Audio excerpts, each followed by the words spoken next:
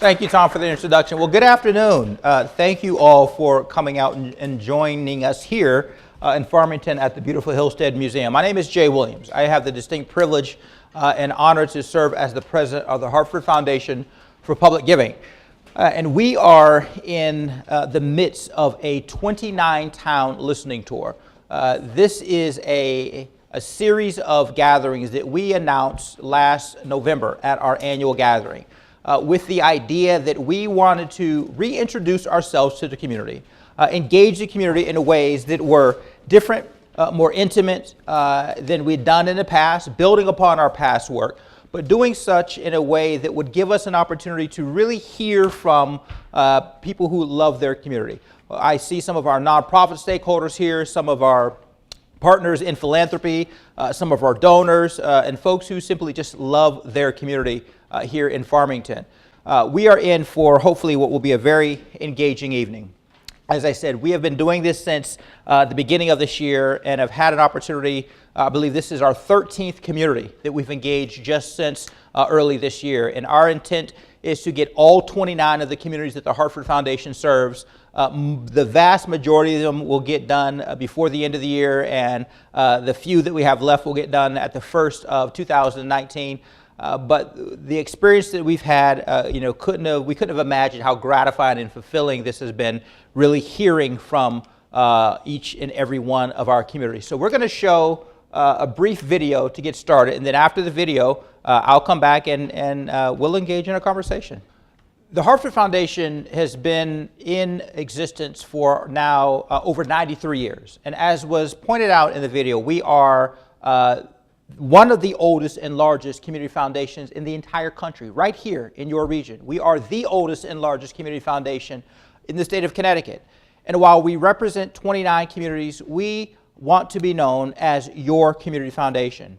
And that's why we're having this series of discussions, to have an intimate discussion and more so hearing from you all as our stakeholders, as our partners, about how we can be a more valuable partner, how we can be more impactful in the work that we do. And there's no better way to get a sense of that than to talk to and hear from the people who are resident stakeholders, believers, cheerleaders, lovers of those 29 communities. So as I said before the video, this only works if this is a dialogue and more so us hearing from you. I have been doing this now since the beginning of the year. We've had lots of candid and frank discussion. We're not here so you can tell us how good the job we're doing. I mean, if we are, we'd certainly love to hear that. We've heard people tell us where they think we've fallen short. We've heard about the perceptions or the misperceptions of the foundation. And that's why we're here, because as we are in the midst of putting together our next strategic plan, we want that plan. We want those priorities. We want the strategic areas in which we focus our resources to be informed by a whole variety of critical resources, not the least of which are the individuals, the groups, the organizations that are on the front lines, that are helping to impact and transform their respective communities.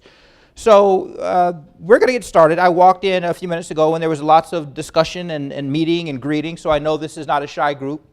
And as I've said in each and every one of these, we'll start off with a few of those opening questions. And if you aren't warmed up or the ice hasn't been broken, if you make eye contact with me, I will take that as a sign that you have something to say. So we can do it the easy way by you volunteering, or we can do it the harder way and everybody avert their gaze, because if not, I'm coming to you.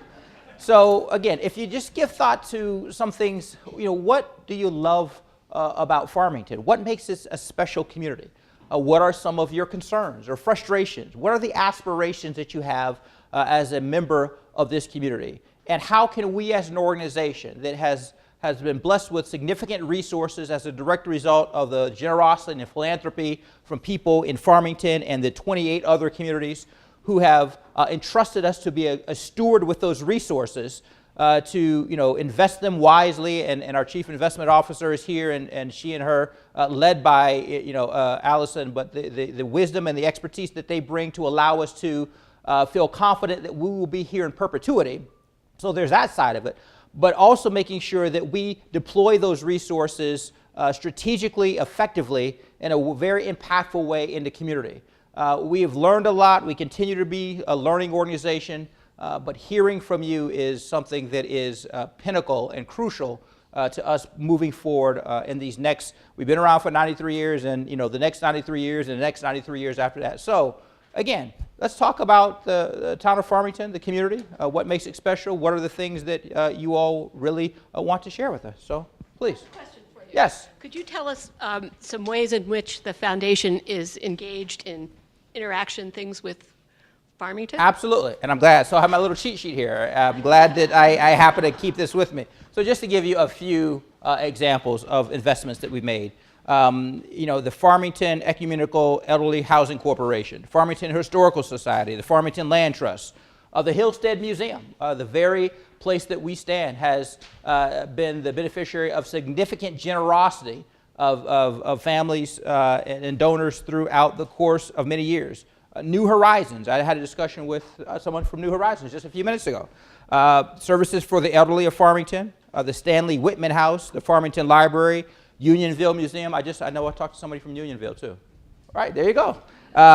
Winding Trails Incorporated. So those are just a few examples of investments that we've made in partnerships with nonprofits here in the community. Any of those current recent things? This are out. Can you any? So these are the aggregate. I'll ask Judy. I'll put Judy on the spot. Anything she can think of that might be recent. Yes, I can't tell you which ones are current, but there's always Farmington. We have the Garmany Fund, which is very heavily invested in Farmington, and a number of those funds are annual gifts. And so of the ones that we have 3-year grants, so I couldn't tell you if we did one last year or 2 years ago, but usually they're every 3 years. So yes, they definitely have current ones going on right now. And if there's something that you haven't heard that you think might be something that we should have a conversation about, that's also what we're here for. Yeah, absolutely. Sure. And again, while this is the aggregate, we can certainly provide you, again, looking over the past year or 16 or 18 months or whatever the case is, anything that would be of interest. Thank you. Okay. I saw a hand. Hi, Susan Ballack from Hill-Stead Museum, and just wanted to share that we are a current recipient of funding, just to fill in the little hole there. So through the Richard P. Garmany Fund, Garmany Fund supports all of the musical programming that we have here at the museum throughout the year, from the music at the Poetry Festival through live piano music every first Sunday in the Historic House, and any of the music at our other seasonal events. And the foundation has also been, not through a donor-advised fund, but through their own funding, has been supporting a brand new interpretive plan that we've been working on and helping to support consultant and staff fees there, which has been fantastic. I had the opportunity, Susan, to tour this.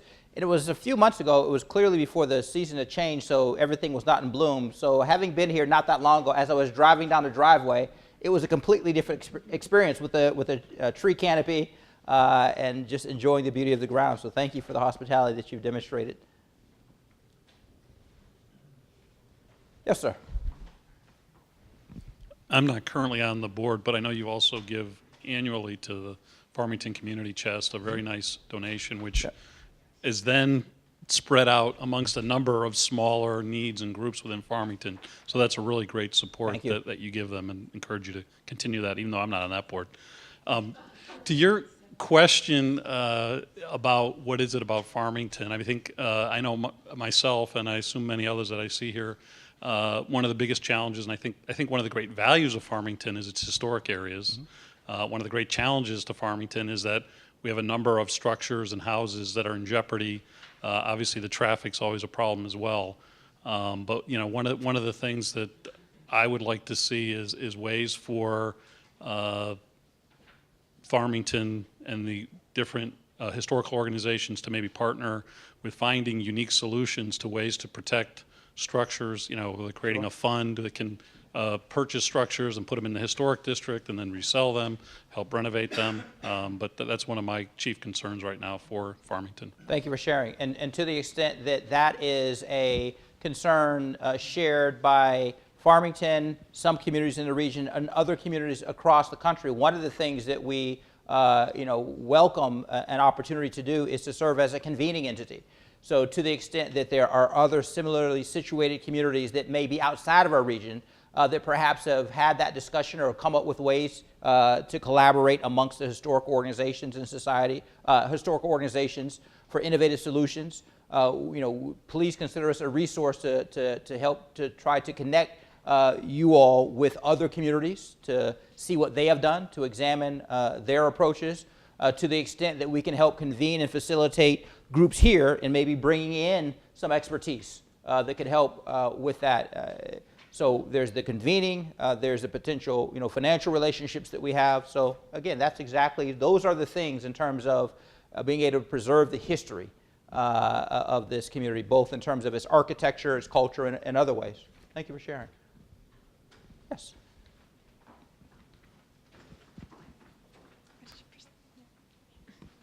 Hi, my Hi. name's Patty Boy Williams. To your comment on what we really like about Farmington, I'm a 7.5-year resident, if I'm doing my math right now. I moved to Connecticut from out of state. And what drew me to Farmington when I moved here was the environment. The trees, the river, the rails to trails was a huge draw. I have young children, and being able to use that is a big plus. In that regard, I'm also an environmental lawyer, and in today's literal climate of climate change, energy efficiency, renewable energy are big issues for me. I'd also like to see more ability of walkability and reducing reliance on cars. So walkability, bicycle-friendly types of ideas, and Farmington does have a strong bicycle-friendly Farmington, that is working on a lot of those issues, but I'd like to see more of that. I think it would really help everything. Thank you. And that's interesting to juxtapose to some of the challenges that we've heard from some communities related to transportation. And there have expressed a desire to have greater access to mass transit. And we know mass transit, as we talk about our region, may not look like mass transit, the metro in DC or New York or Chicago, but transportation solutions that are in harmony with keeping a pedestrian-friendly or bicycle-friendly communities. We actually had, I don't recall which of the communities, but they were very strong proponents of trying to complete one of the rails. They had the rails to trails within their community, but there was a segment that they wanted to figure out how to connect it. So it was then a linkage between multiple communities within the Greater Hartford region. So again, to the extent that as we put together this regional strategic plan and looking at where we're focusing some of our resources, one of the things that has also arisen is how can we perhaps seed resources within the community itself, that some of those decisions and discussions, there would be resources, financial and otherwise, available to begin to pursue some of those things. So thank you for sharing that. There'll be some, as we get to the conclusion of this series of meetings with our, and I should have said this, with all of our communities, we're going to come back to you all to make sure that we heard correctly and interpreted correctly what was said. We're also then going to demonstrate how what we have collected from you and what you've shared is helping to inform our plan, not just in terms of strategic plan, but some perhaps investments that we want to make that really speak to the value of you sharing these ideas and times with us and how to begin to pursue some of them. Thank you. You alluded a moment ago to different kinds of you alluded a moment ago to different kinds of resources that you can provide, some of which sounded like informational kind of resources, I guess you'd say.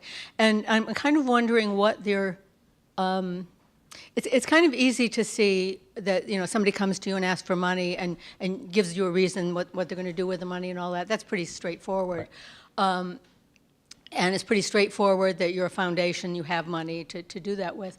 But I don't really understand what your objectives are, and I want to understand better what your objectives are in providing informational resources. Sure. Thank you for asking. So on a number of levels, one of the things that we, as I alluded to with one of the earlier speakers, are that there are challenges and opportunities that are present here that aren't necessarily unique to Farmington or some of the other surrounding communities, that other communities also struggle with, other communities that have community foundations. So we think it's very important, and we have deepened our relationships with community foundations in the region. Connecticut is unique in being a small state with multiple community foundations. Rhode Island, New Hampshire, Vermont, those are small states that has one community foundation that covers the entirety of the state. There are 9 or 10 or 11 community foundations in Connecticut. So we have relationships with those community foundations, talk to them about the work that they're doing in their community, talk about sharing approaches to some of the challenges and opportunities that exist. We also have relationships with community foundations across the entirety of the country. So once or twice a year, we get together, the leadership teams of those community foundations, talk about the work that we're doing, the challenges that some of our communities face.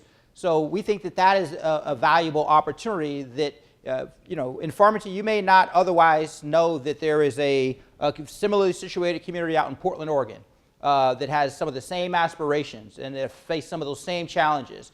And maybe either what they've done with other organizations or what the Portland Community Foundation has done to address some of those. So it's a learning opportunity for us, and we want to share that with the community.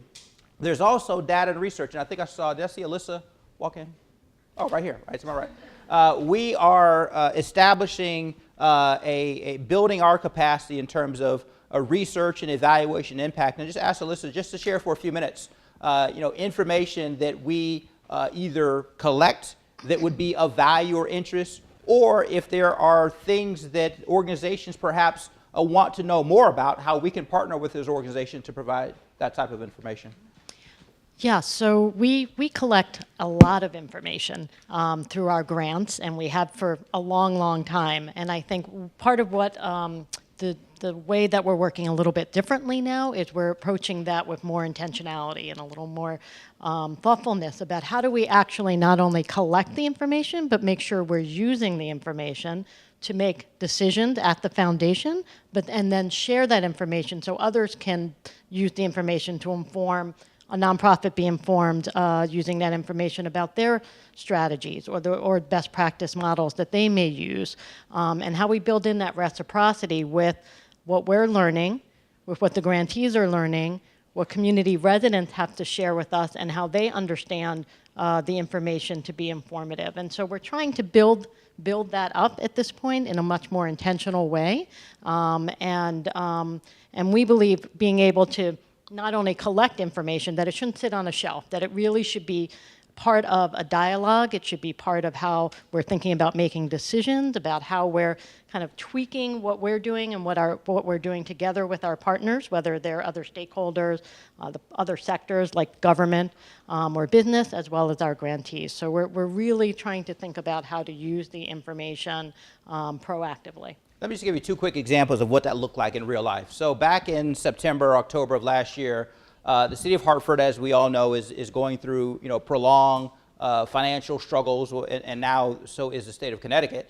And there was discussion and debate about the direction of the city of Hartford. Would the city of Hartford have to file for bankruptcy? Were there some other alternatives? What we did in working with the city is we facilitated and actually convened a public discussion on the implications of municipal bankruptcy. Now, we weren't advocating that Hartford should or should not file for bankruptcy, but because of all the discussion in the media, in the state legislature, between the local elected officials and citizens being concerned, well, what does this mean? What would be the impacts of bankruptcy in the city of Hartford? We were able to bring in some experts from across the country. Detroit, that had gone through municipal bankruptcy and was led by one of the foremost, one of the most talented and compelling individuals by the name of Kevin Orr, who helped lead Detroit through that process. Brought in a colleague of mine, Don Graves, who President Obama appointed to oversee and sort of be the liaison between the federal government and Detroit, and a mayor from Rhode Island, a smaller community that had gone through that. So we brought them in. Had 2 public forums, one in the morning that was geared toward the business and political leadership, and one in the evening at one of the Hartford high schools that the entire community was invited to have those individuals talk about the process, the pros and the cons. You know, does bankruptcy mean that the street lights don't come on? Does the bankruptcy mean that, you know, when you go and put your trash out, that the trash isn't collected? these were very real and legitimate concerns that residents had. And they were able to shed light on the experiences. And Detroit is not Hartford, and Hartford is not, what was it, in Rhode Island? Can't think. Central Falls, Rhode Island, right. And Hartford is not Central Falls, Rhode Island. But by them, the mayor and those leaders sharing their community, their experiences, answering questions from citizens of the community, they were able to shed light and bring some perspective on what the municipal bankruptcy implications were in general. Ultimately, we saw that the state legislature and the city of Hartford were able to come to an agreement to avoid that, and that was a great thing. But that forum took some of the fear and the uncertainty out of what that might mean, and it helped to inform the public and the state legislature. There were some of the state legislators were there, and some of the other financial leaders were there to help inform, just that conversation. Another quick example are we brought together school leaders, educational leaders from across the region to hear from some of the foremost experts in whether it's family, community engagement, community partnerships, to convene around some of the best practices that are recognized around the country to better increase and improve the relationship between the schools and the communities. We have hosted several of those. So those are just two quick examples of what that looks like in real life, of information that might not otherwise be available to the community, individually, that we can scale on a much broader level. Yes, sir. Hi, my name is Andy Versosa. I'm the new executive director at the Stanley Whitman House, and I see that we're on the the sheet here. You are. And that's really great to see. I'm interested in looking for funds to help us work with our collection to digitize it so that we can share it with the world. And do you have any thoughts about that? And I know that our collection is several thousand objects. It could be letters, books, pieces of furniture, clothing, and I'm sure here at Hill-Stead they have a much bigger enterprise here. They can talk about what it means to take care of everything. Sure. But can you share with me what resources there might be or Absolutely. people I could work with? So our NSP program, our nonprofit support partnership, is a division within the Hartford Foundation that works with smaller nonprofits on a variety of issues: board development, fund development, building capacity. One of the areas that we assist with, facilitate, is technology. The technology that would be important or critical to an organization, depending on its strategic use of that. So we would be happy to connect you with the folks in our NSP program. To talk about, either we actually provide resources that go to that, and we also are able to connect and facilitate, at no cost to the nonprofits, experts that work with nonprofits in terms of how to, what technology is perhaps most effective to meet those needs, how to go about using and financing that type of technology. So we'd be happy to connect you with our NSP program. Judy?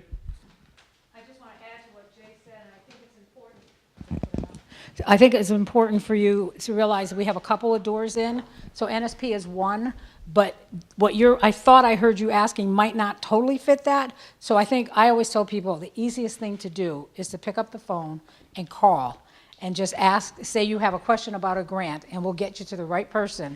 Because I'm just listening to your question, I'm thinking in a different direction than Jay. So, I would follow her direction if I was you. I'm just saying. Yeah. But it's possible that the NSP could also be helpful, so I don't want to say no to that, but I think the best thing, and I say it to everybody, just pick up the phone and call, and we'll get you to the right folks. We'll have somebody talk to you, just to have a conversation. We really do take a lot of pride in just having that conversation to get started. For any of you who are leaders of your organization, that's why there's nothing better than having staff that are smarter than you are. Really, I tell my staff, if I'm the smartest one in the room on a problem, there's something wrong. So clearly I'm surrounded by staff whose intellectual superiority and horsepower is such that I'll say something, I'll sort of go down a road, they'll put their hand up and take you home. So they'll take great care of you. Thank you, Judy. Yes. Sure. I'm Portia Corbett from the Farmington Historical Society, And I have to affirm what you just said, because Judy and I have had a couple of conversations. She has been so helpful, I can't even tell you. Right.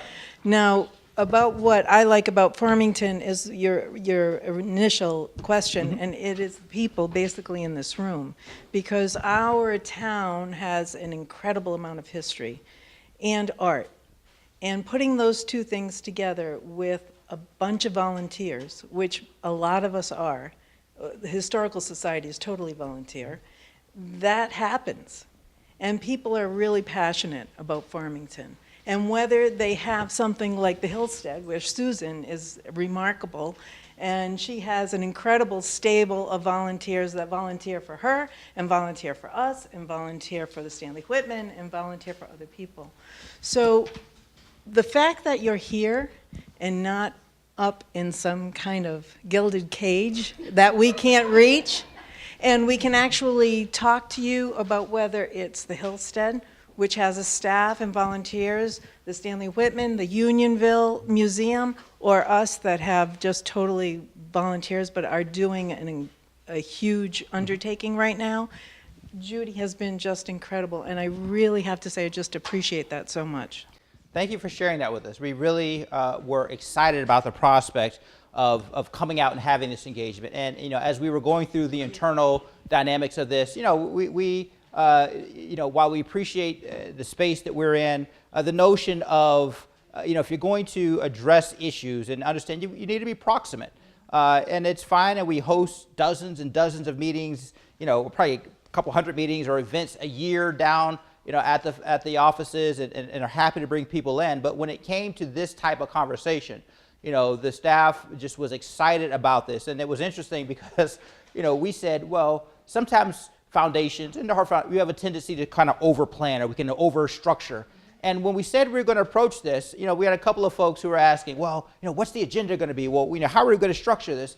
And, there were a number of folks who said, hey, we're just going to kind of, not wing it, but we're going to play it by ear. We're going to, go out, engage in a conversation without a whole lot of structure and rigidity around it. And we think that that is the best approach, and just hear. And I can't tell you, again, how gratifying and inspiring it has been to approach it from that standpoint, not to come with a bunch of data and who we are and here's what we're doing. I mean, we want to set a broad stage, but the input, the feedback that we've gotten from you and so many others, all of them who have just taken the time to show up, have absolutely validated that. So thank you for sharing that. And can I just add, if I were a donor, which you all are, give money to a bunch of things, and usually no one ever complains about me actually projecting my voice. But if I were a donor, I would want to see that. I would want to see that you're out in the community too and helping the people that I really want to help, and that's why I'm giving you the money. So I think that would be fantastic. You have made this entire process. Thank you. Thank you. Yeah. Yes, sir. I think you asked us to stand up, so I'll stand up. My name is Augusto Russell. I, along with this fine lady to my left, moved to Connecticut a few years ago. I think we're the 2 out of 3 people who moved to Connecticut? Yes. Okay. Me too. Oh, yeah. oh, okay, there's the fourth. There's the fourth. With you. I've been here 11 months. Okay. Right. Reverse migration, they call it. But I'm here wearing 2 hats. First of all, I want to say thank you for coming out, as Portia had said. My fellow co-member of the board of the Arc of the Farmington Valley, FAVAR, is in Canton, but it serves people with intellectual disabilities throughout the Farmington area. And Judy, thank you so much for our support. And Iffy, thank you. Yes. Dr. Iffy, yes. Yes. Double barrel. So the comment I want to make is, well, first of all, we want to thank you. I had the privilege of chairing a capital campaign for $2 million to build a campus, to extend a building, a campus. And I think we raised 1.7 million, so actually we're asking for you guys to get us to the goal line. But that was a subtle way of saying we could use your help. They don't let me come out with a checkbook for some reason. I would really, but that's exactly why they don't. No, but you've given to FAVAR in many ways, and we thank you so much. But on behalf of the people who serve people with intellectual disabilities and other human service organizations, you have been very, very generous, not only to us, but for the sector itself. And so we thank you, because the other hat I'm wearing is that I happen to be chairing the Economic Development Commission here in Farmington, as some of you guys know, and our executive director, Rose Ponte, does a tremendous job. Now, we're all about trying to make sure the grand list is, being kept up in Farmington for obvious reasons. But I do think that even as I was talking to my fellow commissioners, we always sometimes forget the nonprofit sector that makes the community that we live in such a vital community, a vibrant community. And so certainly the effort that you even provide in that regard, not only just the for-profit, but the not-for-profit, is very much appreciated. And welcome to your job. Thank you. Thank you very much. We are, as one of the areas that is becoming more prominent in our activities, is indeed economic development. Now, we are not an economic development organization, and we are not trending that way. However, economic development as a part of community development, economic development as a part of helping communities, and economic development looks different in each of the 29 communities. In a community like Farmington, economic development is much different than a community like East Hartford or Manchester. And by design, we are looking to be more actively engaged in deploying our resources and working with each of those communities on their economic development aspirations. And that's also appealing to me. That was has been my background, community and economic development, for the past 15 plus years. So to now have 100% support from our board and the staff, we're excited about being able to engage in economic and community development in ways, not that we haven't done it before, but in more intentional ways, as was referenced, informed by data and information, and working closely with those organizations that are, because you're right, nonprofit organizations, first of all, you still need excess revenue, over expenses, and they do bring a vibrancy to the community, and they are economic drivers. They employ, even if it's just an executive director, they employ, or the things that they're involved in that become a part of attracting others to the community. So, make no mistake, and I know I'm preaching to the choir, that nonprofit organizations play a critical role in the economic tapestry of organizations, of communities, whether they're central cities or they're communities that are more rurally situated, like Farmington, but nonetheless appealing in terms of the quality of life and the things that make it special. Thank you. Ann?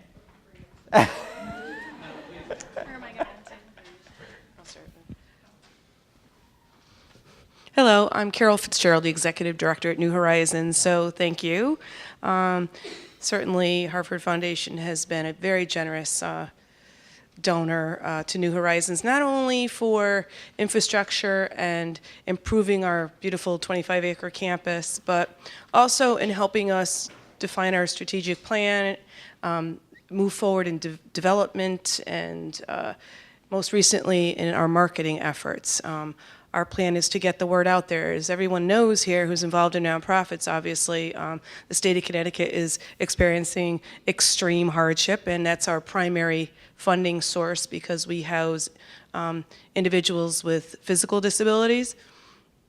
And so, we've had to really make an effort over the last few years of trying to think about diversifying our the funding coming in, and it's been a challenge when you're used to 30 years of the state DSS handing checks to you, and things have kind of changed.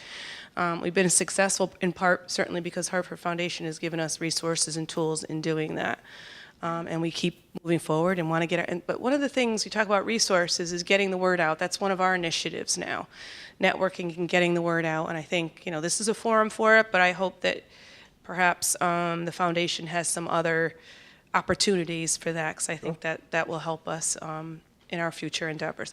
And then lastly, I'd just like to say, as far as Farmington, the town of Farmington, I don't live in Farmington. I live next door in West Hartford, but I work in the Unionville section of Farmington. And with besides the fact that we do have a beautiful wooded 25-acre campus, the town of Farmington has welcomed us with open arms from the beginning.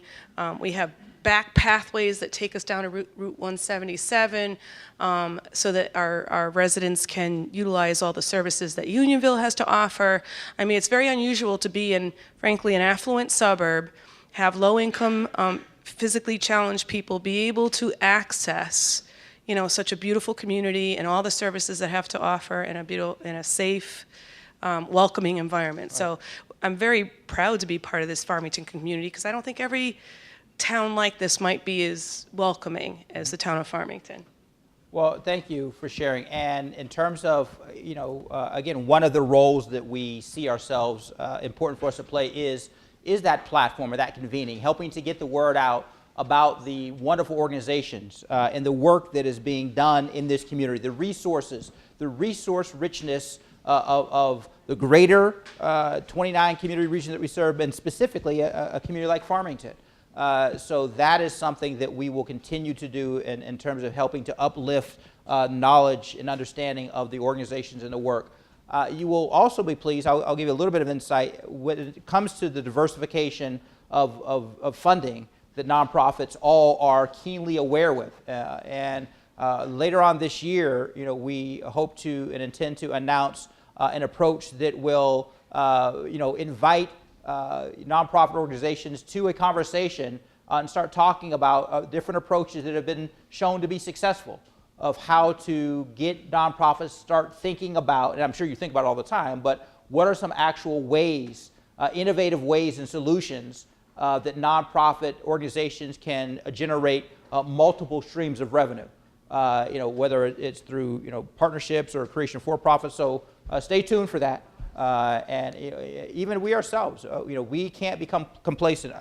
Our resources come from donors, and the notion that we, over the years, we've been blessed and fortunate that people who have done very well and are philanthropically inclined have put us in their estate planning and sometimes 10, 20, 30, 40, $50 million.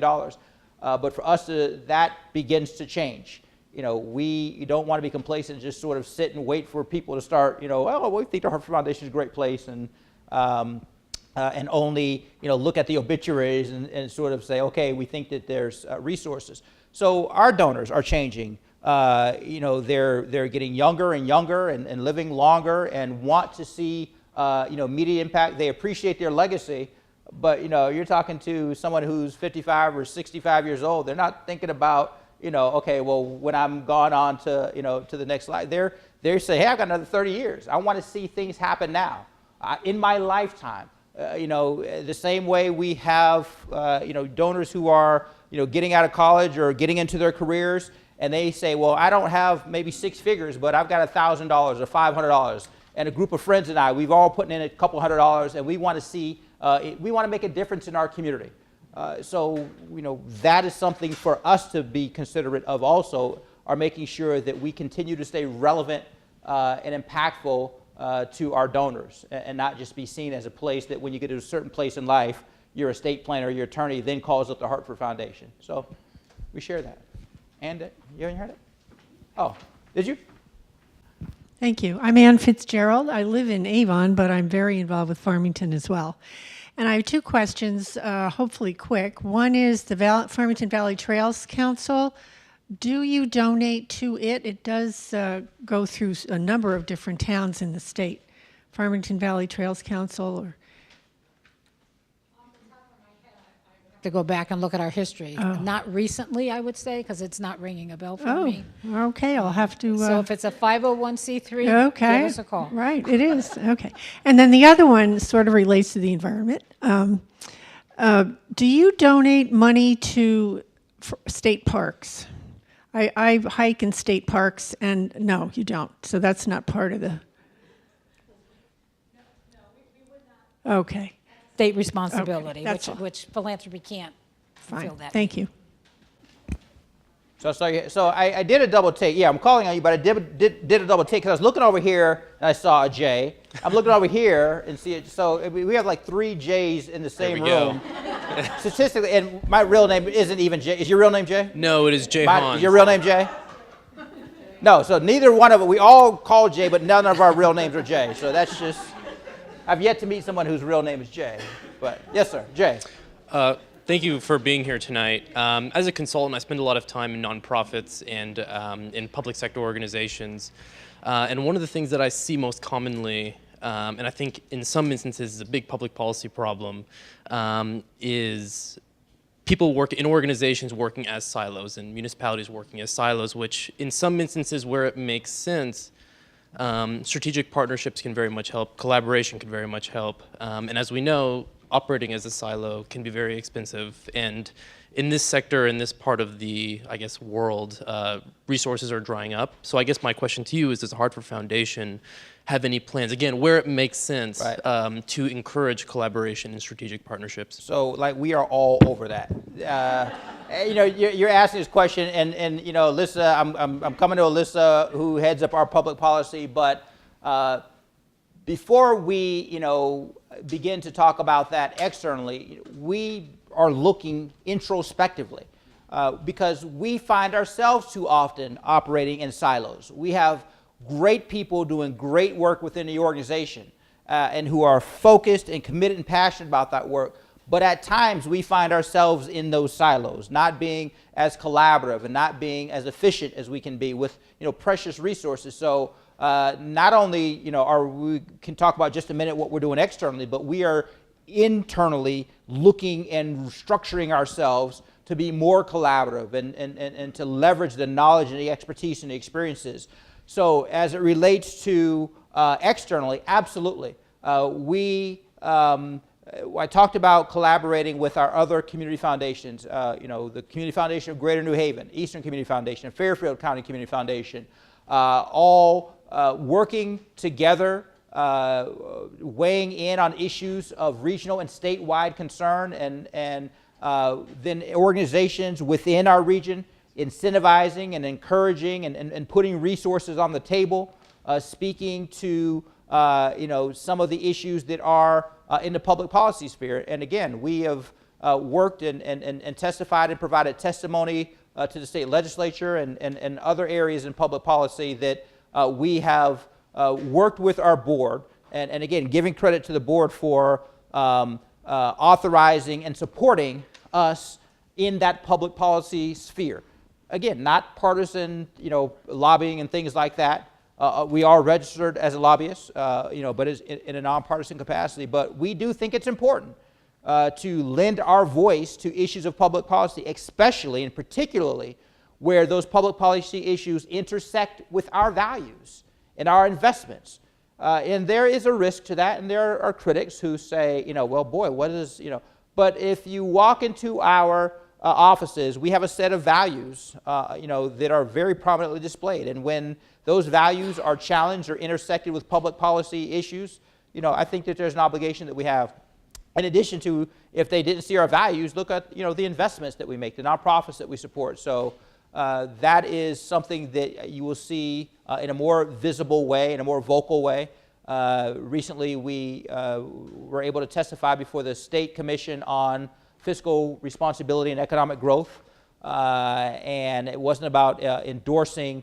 Not only did we provide testimony, we were able to collaborate with 3 other community foundations to produce an op-ed that really speaks to those issues. So that is something in an era of scarce resources and multiple challenges is essential to our involvement, and to the extent that, you know, Alyssa and her team and we're becoming more and more active in that. That's something that you'll see more. Thank you. Yes. Alexis Sorovo, Farmington resident. I think for practical purposes, we have to say that taxes is a reason that we enjoy living in Farmington. The taxes are reasonable. My wife and I were thinking about West Hartford, but it was just more economical to be here, and it's beautiful. As I'm listening to the feedback, I think about what you guys do, and your brand is very strong. And I think a metric that I would want communicated is how many lives does the Hartford Foundation for Public Giving touch? I see on the sheet, you know, 750,000 served, but there's something different. Like, if it touches me, then you've got me, right? Then I'm writing you a check, like, you touched my kids' lives, like, I'm on board for another 18 years, so on and so forth. So it's difficult to measure, but it's worth trying just to. Well, again, you are, the staff I'm sure is internally applauding your statement, because as we have been talking about this next strategic plan, we have been very committed to demonstrating impact, and when impact, lives touch, conditions changed, being able to show that in a compelling way. You're right, because it is easy to measure activity. It's easy to show dollars that have gone to an organization or to an area of focus, and it is sometimes challenging to show impact, especially when there are so many areas of need. And part of what has been a challenge to not just us, but to foundations are, it's great to have these large, lofty goals. All kids should be reading by grade level, in 10 years, and that's great, but people live in the shorter term, and our donors, to be able to capture the hearts and the minds and the imagination of donors, to be able to show, as we lay out our approach, that, for instance, that we're looking at over these next 3 years, and the strategic plan doesn't have to be 3 years. It's just it's short enough to be able to see that, and long enough to get some things done, but to show that this segment of the these children, or this segment of the population, or these individuals, here's where the need is based on the data. Here are the strategies that we're going to use, and here are the outcomes that we're aspiring to, and the evaluation that we're going to get that. That's to your word, a much more compelling story to tell, much more gratifying. So yes, it is a challenge, because it means that we're not giving up the long-term goal of all kids or students or segments of the community being able to reach a certain plateau or a certain state of being. But the reality is, the proverb that says, a 1,000-mile journey starts with a step. Being able to start with those steps, measure them, and then have that be a part of the story. And then finding, if that works, how can we scale it? How can we partner with our donors? That's the other thing. Can we scale this ourselves? Can we scale it by partnering with donors? Can we bring it to other parts of the community? So I appreciate you saying that, because it is a shift. And as recently as just a few hours ago, before we came to the meeting, we were having those discussions internally. So hearing it from you, that really validates the notion that we are committing ourselves, not that we haven't done it in the past, but in a very intentional way, of being able to demonstrate that impact, or in your vernacular, lives touched, in ways that speak to our donors, that speak to the organizations, and understanding that it's not just us. These lives are touched through the organizations that we work with. We partner, provide the resources. So the challenge is before us, but we think that the upside to meeting that challenge is very much worth that pursuit. So we're not going to get it right perfect first time, but hearing you say that and sort of seeing others nod to that notion is important to us, because that's the approach that we're taking in this plan we're working on. Thank you.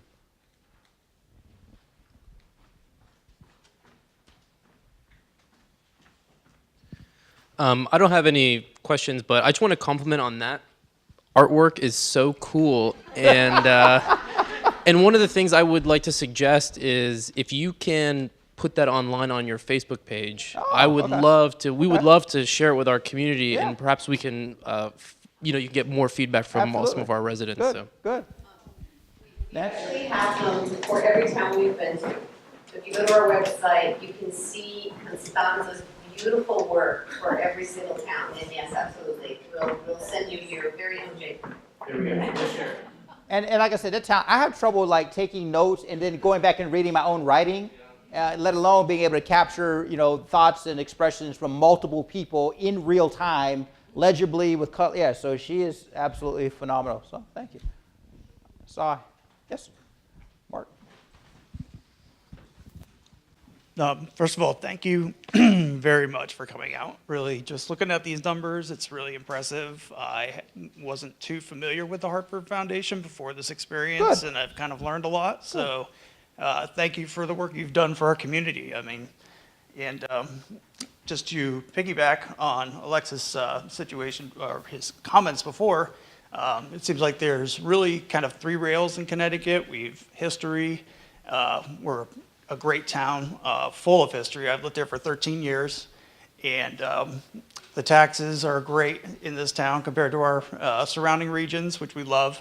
The big thing that drew me to Farmington was the education for kids. My wife and I moved here from Bristol about 13 years ago, and when we started raising our family here, this was exactly where we wanted to go.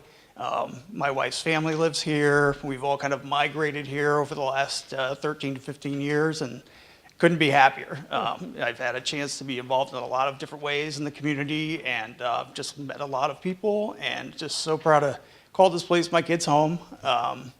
And really what we've been kind of looking at is, we've been working, a group of parents and I, we've been putting together a project to try to build a playground over at Westwood School.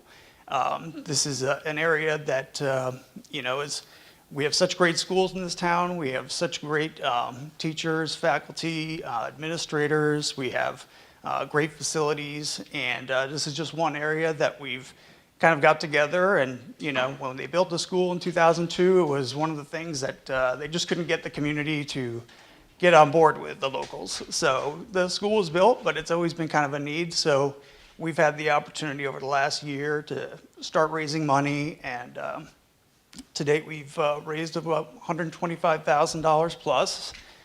We've got committed pledges higher than that, and we're hoping this might be an ideal project to try to gain support from the foundation. We have 700 kids that go there any given year. The summer programs there are filled to capacity. Right. I think they've moved it now to 2 different schools. So traditionally, they've been moving kids from the school to a play area via buses. So it's been kind of an inconvenient thing. Right. And so we've been working with the town. We've gotten a lot of approvals already. We're doing surveys, and we're just trying to get to that goalpost to get it funded. And we're hoping, with some grants and some opportunities there that we can get there this year. Things are moving ahead, and it's just a question of getting the funding at this point. I'm not sure how it works with a public school. It is a separate account that is just designated strictly for this project. Any let's have a help or conversation. guidance? Let's have a conversation about that. And again, these are exactly the types of things that, a conversation that we'll have initially, and then some things that we're planning that I think would begin to provide some other potential opportunities for that. Right.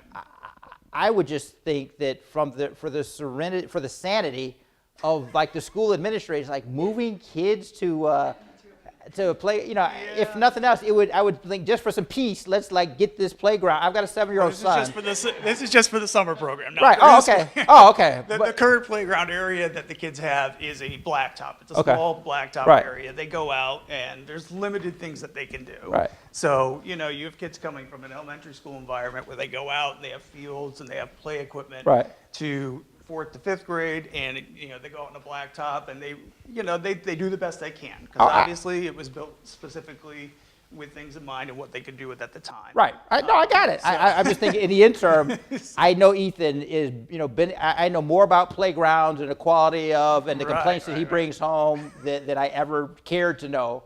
But let's have a conversation about that. Thank you. Thank you. You brought up a good point. I love the fact that you, prior to this, did not know a lot about us, but you showed up. And now I've learned a little bit more. And that's exactly, again, one of the ancillary benefits of being able to have these conversations. And I didn't do this at the beginning. How many of you heard about this? Either, we've done some digital advertising on social media.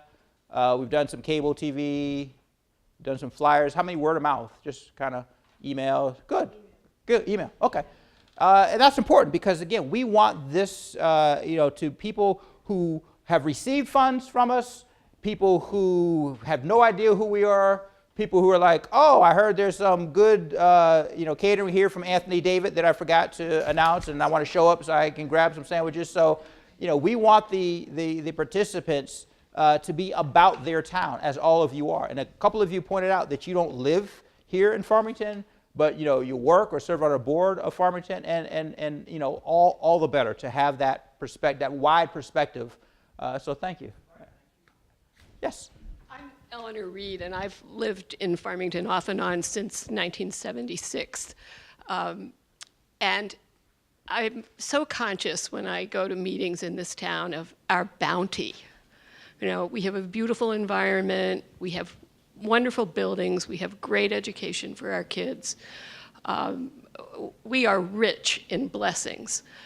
I'm also conscious of the fact that we benefit a lot from our proximity to Hartford and the resources that that provides us, the cultural resources, our access to the many interesting things that go on. But I think about the difficulties of the city that is the heart of the region that you're exploring. I've spent a couple of days recently at the Stowe Foundation, which is looking at housing in Hartford, and many of you will know from having read the paper what's been going on in the situation for low-income housing in Hartford. So I think about that, and I think about our blessings in Farmington, and I just want to say to you, I hope that you as a foundation will continue to think, as I know you do, on keeping a bridge between these 28 adjacent cities and then the external suburbs and the city, which is really the heart of the region and which in many ways is very isolated from the rest of us. Thank you for sharing that. That sentiment is something that we've heard from virtually all of the communities that we've been in thus far, the 12 others, about how they are passionate and love their community, but they recognize that this is a region. We are defined as a region. We will rise and fall as a region, that Hartford's problems aren't problems simply of Hartford, that their challenges and are regional challenges, that Hartford's opportunity, the richness of the culture of Hartford is as much belong to the folks here in Farmington as does the richness and the bounty here. And it is easy, and we in this society have, not everyone, it is too easy. And in many instances, people too often want to define us by our zip codes, and our socioeconomic backgrounds, and to have that sentiment expressed is priceless. I remember one of the earlier communities, a couple talked about, we were in Canton, and they talked about Route 44, how they said, when we leave our home, we turn one way on Route 44 and we go downtown Hartford and enjoy the Bushnell and the restaurants and the things, and we turn the other way on Route 44 and we come through West Hartford and Avon and out to Canton. And they talked about that importance of that connection and expressed that. So, you sharing that to us as a regional foundation, while again, we want to be very specific and intentional about the issues, aspirations, frustrations, hopes of Farmington residents and stakeholders. But that doesn't have to come at the exclusion of the interests, hopes, aspirations, frustrations of residents of Hartford, because at the end of the day, we're residents of that same region. And while we don't have unlimited resources, we are blessed to be able to have resources that allow us to serve as that bridge. And we very much want to continue that, and we see that as an obligation that we have to be that bridge, to speak to those issues, but more importantly than us speaking to the issues are being able to say, oh, we're just conveying the sentiments or sharing the sentiments that we've heard from our donors and our partners and our stakeholders. And we can tell you firsthand that residents of the town of Farmington don't see themselves as blessed in isolation, that they aspire, the greatness and the sharing of the culture and the history of the region is important to them. So it's challenging at times, and when you layer politics and all sorts of other things on that, it gets kind of messy, and people find those wedge issues. But thank you for sharing that. Yes. Well, I just arrived from Hartford, and I work on a nonprofit that was actually started by the Farmington River Watershed Association, Park Watershed. And so this was kind of the message is that the regional water quality of the Park River watershed, which is a 78 square mile watershed around the city of Hartford, includes a third of Farmington. So the eastern third of Farmington, all the land use decisions, all the development decisions, say around Hartford the University Hospital, are impacting water quality in the communities in the Park River watershed, which are impaired waters. And so it would be super if the Hartford Foundation for Public Giving would help the residents of Farmington understand that the planning and zoning decisions that are made on the eastern third of Farmington are impacting water quality in a watershed, and that we hope our watershed will be as clean as the Farmington River is, and we hope to be supportive of managing the flow of the water quality in the Farmington River, because we are the voting member towns of the MDC that controls the water in the reservoirs. So there's real physical links, and we need investment and forward-thinking investment and leadership around water quality and the management of it regionally. You were with us in Bloomington also, weren't you? Yeah, so yeah, because keep coming to every one of these. So I love that. All right, yeah, thank you. Yeah. And as I mentioned then, that is a resource that we are blessed with in relative abundance. You don't even have to go to other parts of the world. You can go to other parts of this country, that are waging battles in the courts and outside of the courts about a water resource, the Colorado River and its diversion between the states out west, down in the southeastern part of the country that experience water shortages of historic proportion. So that notion that we have that resource and shouldn't take it for granted, nor should we take the quality of that resource for granted, it connects us in those ways. And I've noticed that it is not just writing on the drainage basins, but I mean that's saying it's literal and figurative. That be thoughtful about what goes in here, because it does drain to a water course. And you're right, there are those individual decisions that we make, but it does go to planning and zoning decisions.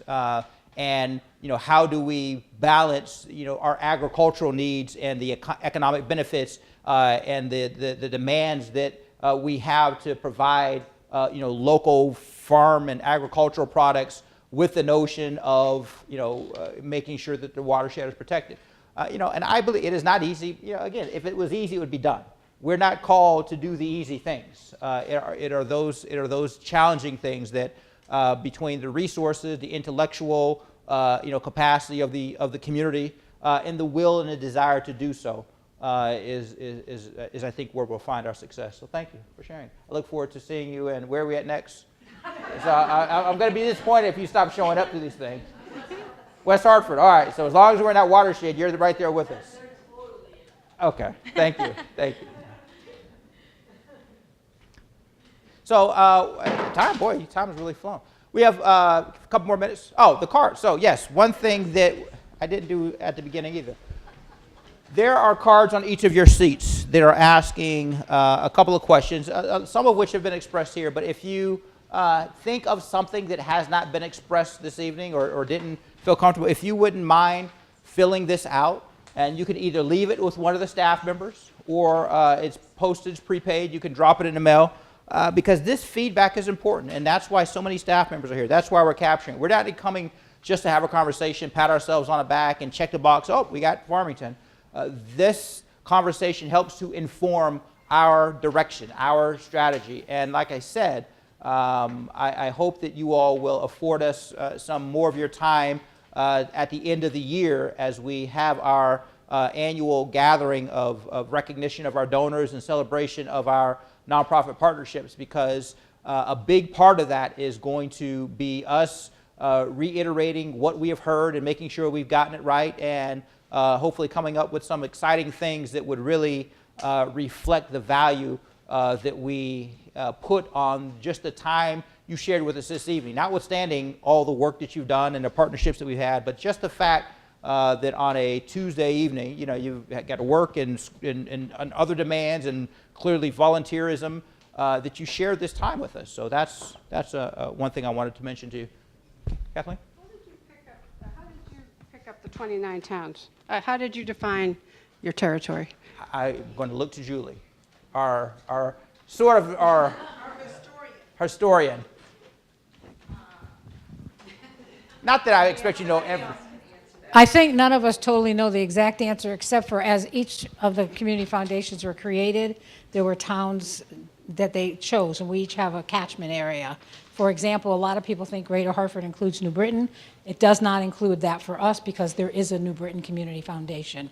So we have 16 or 20 how many community foundations? In Connecticut, 12? 12. It's more than that. There's some really tiny ones. There's at least 16, I think, throughout the state. There's some really small ones. Keep a secret, we think that they should all be a part of the Hartford Foundation. They have other thoughts, but we'll keep working toward it. Oh, right. Okay, so that's the other challenge. So she said when she moved here, she thought it was just Hartford. That is a challenge that we have as the Hartford Foundation for Public Giving, based in the city of Hartford. There is this notion that we, work to overcome. That we are only about the city of Hartford.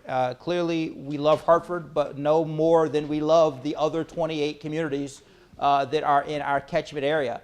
And every now and then people will talk about, well, is it the name? How do we do it? But the philanthropy comes from the entirety of the region, and the investments go to the entirety of the region. But that is a challenge, and while I appreciate you said that our brand is strong, there are instances where we found that people weren't necessarily familiar with the Hartford Foundation for Public Giving, but they were very familiar with some of the investments or the organizations that we work with or the support, and that's fine. We're not in the business of self-aggrandizement, but at the same time, we could do ourselves a disservice, by not doing everything, and we do, but we're doing it even in more thoughtful ways of how do we convey and ensure that people recognize and understand that we are the regional foundation for those 29 communities. Thank you. One more question? Oh, 2 hands went up, so we'll do 2. All right. Janice Reamer, Farmington Historical Society. As we think about Farmington, it's one of the oldest towns in Connecticut, and we have a lot of history to preserve. And of course, the Historical Society is preserve to educate, educate to preserve. And I just want everybody in the room to be aware of our expansion campaign. We have purchased the Elijah Lewis House on 1 Mountain Spring Road, which we hope to make, we will be making it our headquarters and attaching or building next to it the Phineas Lewis House, the brothers' house. We have the framing system.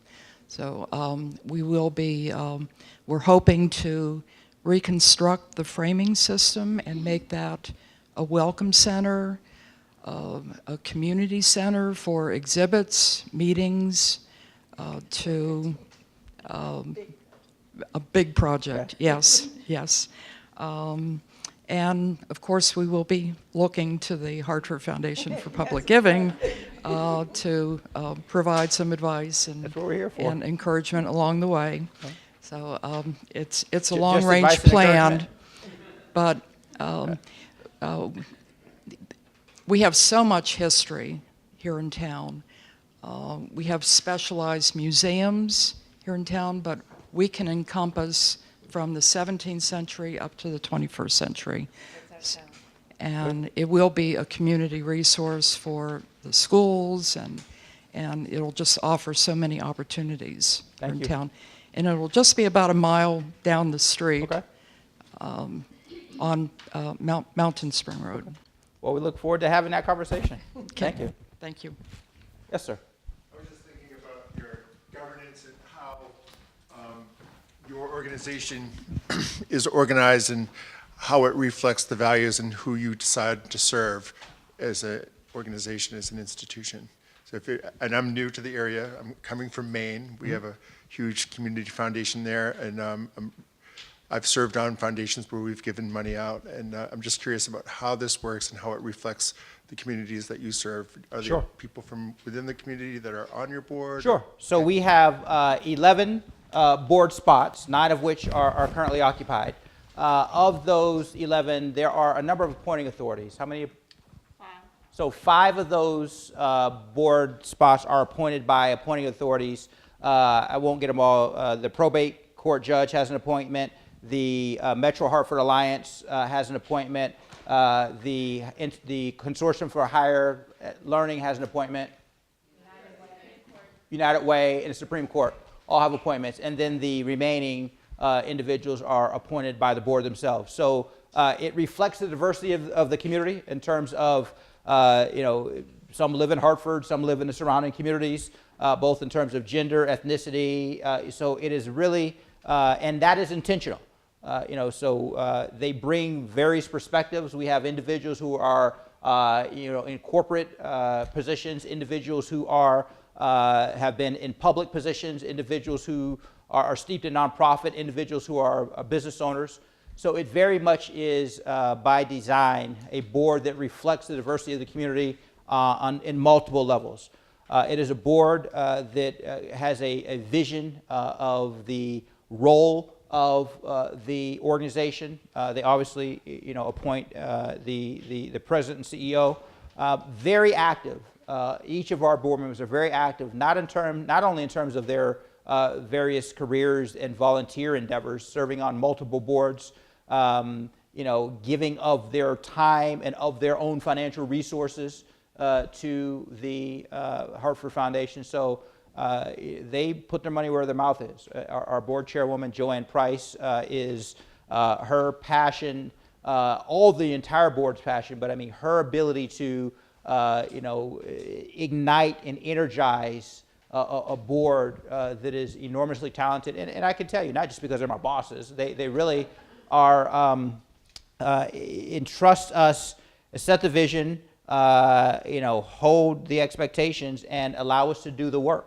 And oftentimes themselves with regularity. I'm actually surprised, we don't happen to have a board member here tonight, but are here in the conversations, not saying, hey, I'm here as a Hartford Foundation for Public board member, here because, they're involved in their community to that end. So, it's as being relatively new to this, I've had a chance to engage other CEOs of foundations across the country.